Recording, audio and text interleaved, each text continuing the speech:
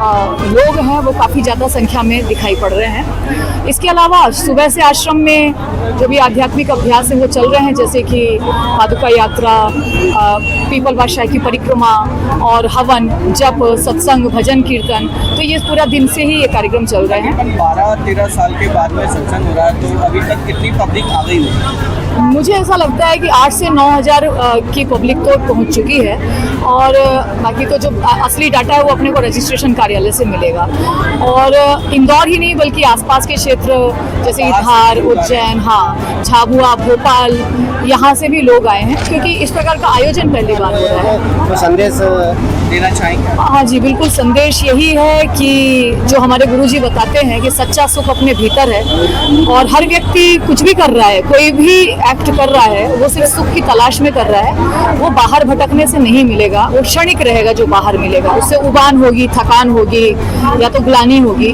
तो जो सच्चा सुख भीतर है वही असली सुख है। और ये जो हमारे संत बताते हैं, शास्त्र बताते हैं, हमारे गुरुदेव बताते हैं, सब यही बता रहे हैं कि कैसे भी करके उस सच्चे सुख के तरफ हम लोग बढ़ें, चाहे वो जप के द्वारा हो, ध्यान के द्वारा हो, सेवा के द्वारा हो, तमाम सारे। अपने तो जो हिंदू धर्म है वो वैरायटी से भरा हुआ है, जिसकी जो मर्जी उस मार्ग को चुन ले और चले।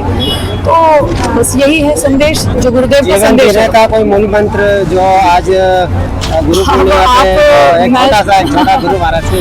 गुरु जी का ही मैं एक कोटेशन बोल देती हूँ कि सदैव सम एवं प्रसन्न रहना ही ईश्वर की सर्वोपरि भक्ति है। भगवान की भक्ति असली इसी में है कि आपको चाहे सुख आए, चाहे दुख आए, चाहे मान मिले, चाहे अपमान मिले, उसमें अपने चित्त की थोड़ी सी समता बना करके रखिए, थोड़ा बैलेंस्ड लाइफ जिए आप।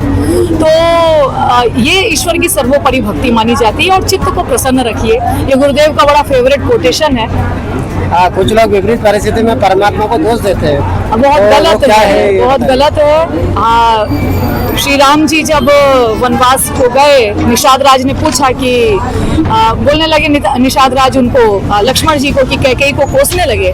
तो लक्ष्मण जी ने कहा कि मत बोलो उनको कुछ भी, और एक लाइन बोली, को काहू कर सुख दुख कर नहीं त्राता, निज कृत कर्म भोग ही सब भ्राता। सब अपने अपने कर्मों का फल होता है। अगर कर्म का मूल सिद्धांत लोगों को समझ में आए तो कोई दोष देने का काम ना हो, पर समझ में कहाँ से आएगा? सत्संग सुनना नहीं है, संतों का आदर करना नहीं है, तो बिना सत्संग के ये विवेक नहीं होगा, और इसीलिए लोग दुखी रहते हैं और कोसते रहते हैं किस्मत को, भगवान को। रश्मि चतुर्वेदी, प्राचार्य, संत श्री आशाराम जी गुरुकुल।